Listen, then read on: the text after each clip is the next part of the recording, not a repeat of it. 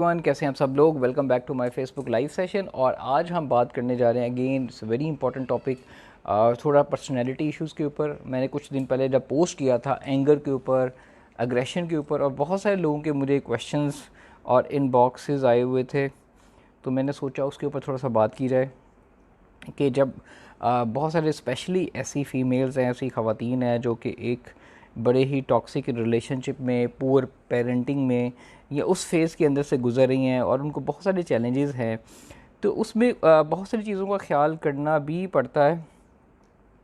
पहले तो कमेंट्स के अंदर जो लोग इस सिचुएशन, इस प्रॉब्लम से गुज़र रहे हैं, कमेंट्स के अंदर अपना बताएं।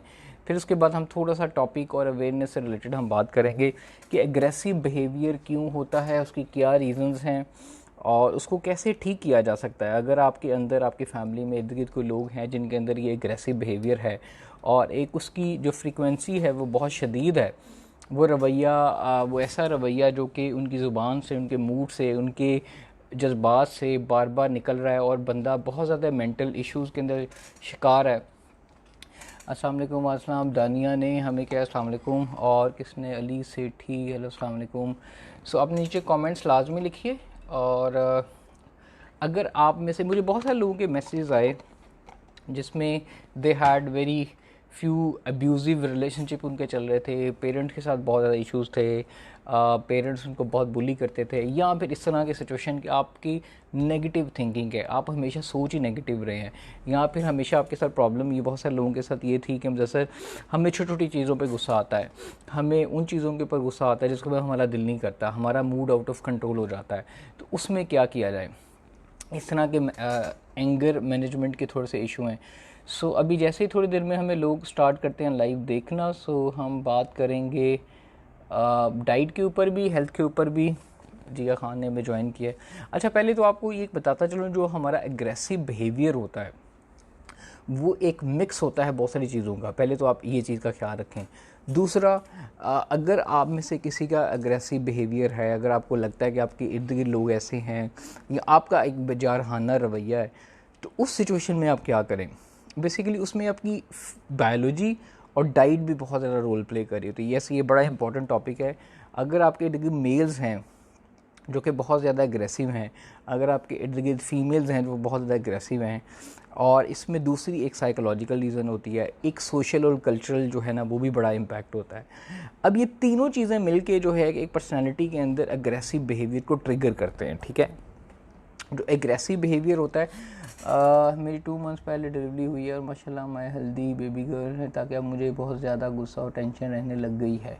अच्छा, अगेन ये बायोलॉजिकल इफ़ेक्ट है। जब फीमेल प्रेगनेंसी के प्रोसेस से गुजरती है, जब हम डिस्कस कर रहे होते हैं एग्रेशन को और डिप्रेशन को और एग्रेसिवनेस को, तो एक चीज़ का ख्याल रखें कि आपकी नंबर 1 जेंडर मेल है या फीमेल। अगर फीमेल है, एज क्या है। अब उन्होंने बताया कि मैं प्रेगनेंसी के बाद इस सिचुएशन से गुजरी। पोस्ट प्रेगनेंसी और pre pregnancy depression is normal. उसमें होता ही है कि बहुत सारी वजूहात होती हैं। फ़ीमेल एक प्रेगनेंसी के जब प्रोसेस से गुज़रती हैं तो उनकी बॉडी भी एक शिफ्ट से गुज़रती है, जिसमें वो खाना जो चाहती हैं, खाना वो अच्छा नहीं लग रहा होता, खाना हज़म नहीं हो रहा था, डाइजेस्ट नहीं हो रहा होता। दूसरा, उनकी बॉडी की शेप वैसी नहीं रहती, वेट गेन हो जाता है, वो कपड़े जो है वो गेन, कपड़े खुले होना शुरू हो जाते हैं। फिर उसके साथ लोगों के कमेंट्स, साइकोलॉजिकल स्टेट चेंज होना शुरू हो जाती है, मूड जो है वो चेंज होना शुरू हो जाते हैं। तो ये सारा का सारा जो एक इम्पैक्ट फीमेल के ऊपर लेके आता है वो है पोस्ट प्रेगनेंसी डिप्रेशन की सूरत में, जिसमें उनको जब प्रेगनेंसी हो जाती है फिर बच्चे की नींद जो है वो बहुत इंपॉर्टेंट हो जाती है, जिसकी वजह से उनको एक जागना पड़ता है सारी रात, फिर खाने का ख्याल रखना पड़ता है, फिर लाइफ के अंदर एक सडन चेंज आता है, एक थर्ड पर्सन आ जाता है, हस्बैंड, इन लॉज, फैमिली, एक बच्चा। तो ये पोस्ट प्रेगनेंसी डिप्रेशन और एग्रेशन की सूरत इख्तियार कर लेता है। तो पहले तो एक चीज़ का ख्याल रखें कि इस चीज़ को आपने रियलाइज़ करना है कि पोस्ट प्रेगनेंसी में बॉडी चेंजेस से गुजरती है, which is reality, her female गुजरती है। नंबर 2, अपनी नींद और आप हेल्थ का ख्याल रखें। नंबर 4, अपनी डाइट का भी ख्याल रखना है उस सिचुएशन के अंदर, और अपने मूड और टेम्परामेंट को कंट्रोल करना वो बहुत इंपॉर्टेंट है।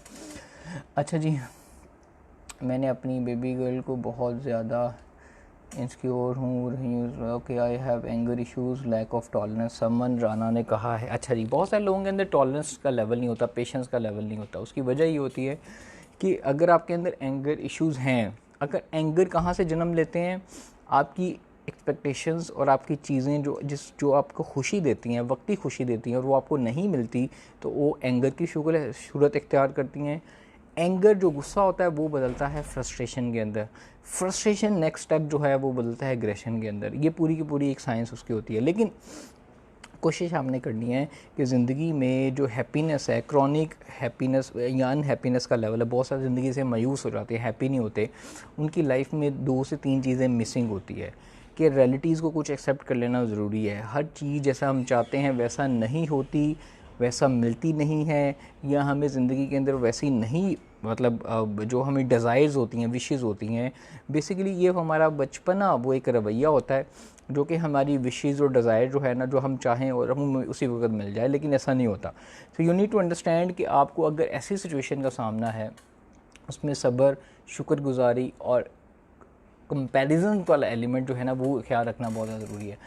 फ्यू बैक मेरे भाई ने मुझे डिप्लोमा में एडमिशन के लिए उनके मैंने एडमिशन ले लिया, बट वो मेरी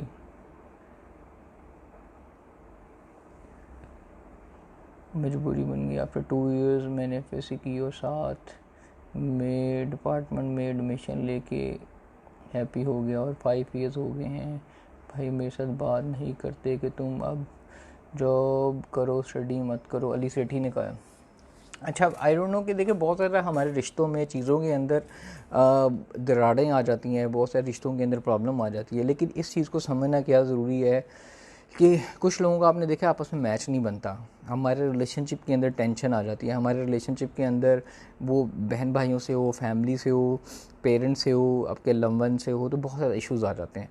इश्यूज़ की बहुत ज़्यादा वजह बदगुमानियाँ भी होती हैं, नंबर 1। नंबर 2, उनके हर एक की, पहले इस चीज़ को समझ लें कि हर एक की पर्सनैलिटी डिफरेंट है। जिस तरह एक ऑर्गेनाइजेशन के अंदर काम करते हुए डिफरेंट डिपार्टमेंट्स होते हैं, इसी तरह एक ही फैमिली के बच्चे जो हैं डिफरेंट होते हैं, डिफरेंट उनकी पर्सनालिटी डेवलप होती है, डिफरेंट उनका एनवायरनमेंट होता है, क्योंकि हर एक डिफरेंट एनवायरनमेंट के अंदर पला है। उसमें सोशल एनवायरनमेंट काउंट कर रहा है, उनकी बायोलॉजिकल नेचर काउंट कर रही है, उनके गोल्स, ड्रीम्स और आइडियाज़ एक जैसे नहीं होते, इस चीज़ का ख्याल रखना है।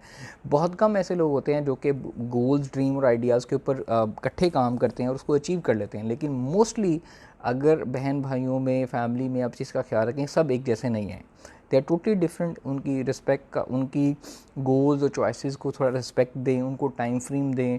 सम टाइम अपनी ज़िंदगी में मुश्किल फ़ैसले करना इसलिए ज़रूरी है कि बहुत सारे लोग हम समझते हैं कि हम सब चाहते हैं सब कुछ चेंज करना है, ऐसा नहीं है, सब चेंज नहीं हो सकते। बहुत सारे लोग चेंज होना चाहते हैं, बहुत सारे लोग नहीं चेंज होना चाहते। अगर तो कोई चेंज होना चाहता है, बदलना चाहता है अपनी थिंकिंग, अपने बिलीव्स, अपने आइडियाज़, तो अच्छी बात है, लेकिन कोई नहीं बदलना चाहता तो आप उसको ज़बरदस्ती नहीं कर सकते। It take a lot of time, efforts, energy, जिसके बाद एक बंदा चेंज होता है। तो अगर आपके भाई जो चाहते हैं अच्छी बात है, आप उनकी कुछ बात मान लें just for the sake of relationship, लेकिन कोशिश ये करें कि आप अपने साथ में गोल्स एंड ड्रीम्स को भी फॉलो करें, और एट द एंड अपने उस फैमिली इन्वायरमेंट को पॉजिटिव रखने में भी आपका पार्ट हो, ये बहुत ज़रूरी है। क्योंकि फैमिली के अंदर बहुत ज़्यादा ऐसी चीज़ें होती हैं जिसमें आपने देखा कुछ लोग आपको पसंद करते हैं, कुछ लोग नहीं पसंद करते हैं। विद द टाइम आप लोग उनसे एक लव जो है वो ख़त्म होता रहता है। फनान हाशमी ने कहा अस्सलाम वालेकुम, तंजीला वारिस बटा में ज्वाइन किया, अस्सलाम। Lack of tolerance, anger issues. अच्छा, जो चीज़ आपको एंगर, गुस्से में मुब्तला करती है, बहुत सारे लोगों का एंगर जो होता है ना, गुस्सा बायोलॉजिकल भी होता है। बायोलॉजिकल 3 चीज़ों का मिक्स होता है। अगर आप डाइट ऐसी खाते हैं जो कि बहुत ज़्यादा जंक फूड है, अगर आप डाइट के अंदर बहुत ज़्यादा मीट खा रहे हैं, चाय कॉफ़ी बहुत ज़्यादा पी रहे हैं, पानी जो है वो ठंडा बहुत ज़्यादा पी रहे हैं, तो आपकी बॉडी के अंदर केमिकल चेंजेस लेके आएगा। एक चीज़ याद रखें, आपकी बॉडी के अंदर हार्मोन्स और आपकी डाइट दोनों आपके मूड को ट्रिगर करती है।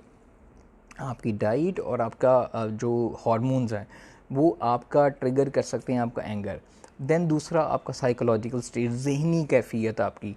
फॉर एग्ज़ाम्पल आप ज़हनी तौर पे ही गुस्से वाले हैं, आपकी जेनेटिक्स के अंदर हैं, आपका शुरू से बचपन से आपने देखा है, आपने ये बिहेवियर सीखा है, आपके पेरेंट्स के अंदर, आपके इर्द गिर्द आपकी माँ, मदर, फादर, भाई सब लेट्स अब्यूजिव हैं, तो एक ऑटोमेटिकली वो लर्नड बिहेवियर बच्चों के अंदर भी आता है।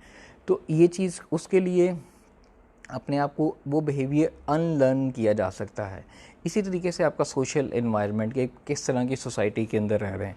अब इन तीनों का मिक्स जो होता है वो एग्रेशन में कन्वर्ट होता है, लेकिन द गुड न्यूज़ इज़ कि आप उसको चेंज कर सकते हैं, वो बिहेवियर अनलर्न कर सकते हैं। वो कैसे किया जा सकता है, उसका बड़ा अच्छा तरीका है उसको नोटिस करके। फर्स्ट आपने सबसे पहले उसको नोटिस करना है। बहुत ज़्यादा लोग क्या करते हैं कि ऐसा बिहेवियर जब उनका आता है तो उसको नोटिस नहीं करते और उनको समझ नहीं आती कि उसमें हुआ क्या है, उनके साथ क्या हो रहा है, क्या फ़ील कर रहे हैं, क्या सोच रहे हैं और क्या एक्शन करें। 3 चीज़ें बहुत ज़्यादा ज़रूरी है। जब भी आपको गुस्सा आए आप थोड़ा सा ना रिलैक्स करें और ये ख्याल करें कि उस टाइम आपके दिमाग में चल क्या रहा है, उस टाइम आप महसूस क्या कर रहे हैं। महसूस ये कर रहे हैं कि अगले बंदे को जिस पे गुस्सा है उसको बहुत ज़्यादा मारने को दिल कर रहा है, उसके साथ दिल में जो आ रहा है, ठीक है, उसको महसूस करें, फीलिंग क्या आ रही है, दिमाग में सोचें, सोच क्या रहे हैं और आपका बिहेवियर क्या है। उसमें बिहेवियर जो है अपना कोशिश ये करें कि उठ के बाहर चले जाएँ, मतलब पानी पी लेना, उठ के बाहर चले जाना, उस सिचुएशन से अवॉइड करना, एक तो ये रवैया हो सकता है। और अपनी सोच को और फीलिंग्स को दोनों को अगर आप बदल सकते हैं सोच के कि यार ये टेम्परेरी है। I think husband support is also important which I don't have no. I have gain a lot of weight and depression, stress, anger as as 43 and weight is 83, what should I do. तो professional behaviour क्या है, like deep field में इतने लोग professionally angry रखते हैं जिसकी इम्तहान है। ये सली सेठी ने कहा, बहुत अच्छी बात, ये एक बड़ा अच्छा हमारी सोसाइटी में अंदर इशू है कि प्रोफेशनली बहुत ज़्यादा एंग्री रहते हैं। उसकी वजह यह है तो कि उनको एंगर के ऊपर अपने कंट्रोल नहीं है, विच इज़ फाइन, नहीं कंट्रोल होता। लेकिन आपको पता हो कि अगला बंदा बहुत एग्रेसिव है, अगले बंदे के अंदर बहुत एंगर इश्यूज़ हैं, आप उस सिचुएशन से अवॉइड कर सकते हैं, आप उस बंदे से डिस्टेंस रख सकते हैं, आप उस सिचुएशन से थोड़ा सा पीछे हट सकते हैं कि चलो यार उस बंदे के अंदर अगर अग्रेसिव या गुस्सा है तो आप थोड़ा सा उससे डिस्टेंस इख्तियार कर लें। I think husband support is also important which I did not have no है लॉट ऑफ वेट। अच्छा, बहुत सारे लोग ये सवाल करते हैं कि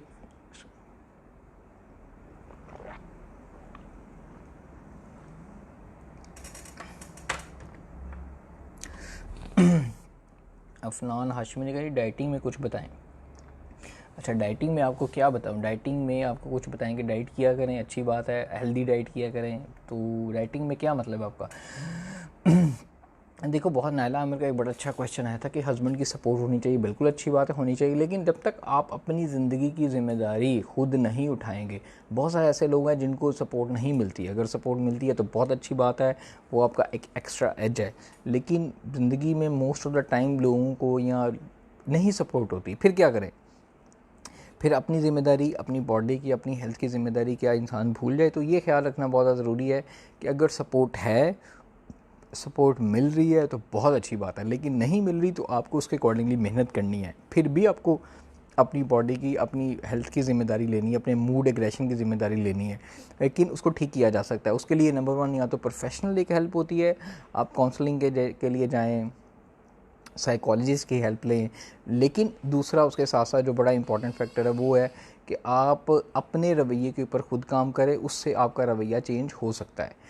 सो अभी I am coming live on Instagram. जितने लोगों के क्वेश्चंस हैं डाइट से रिलेटेड, हेल्थ से related, do join on my Instagram live at Mudassar Ali fitness pro. Instagram account पे जाएँ, वहाँ पे मैं 5-10 मिनट में 6 बजे I will be taking a live session, question answer session, फिर आप लोगों से मैं बात करता हूँ।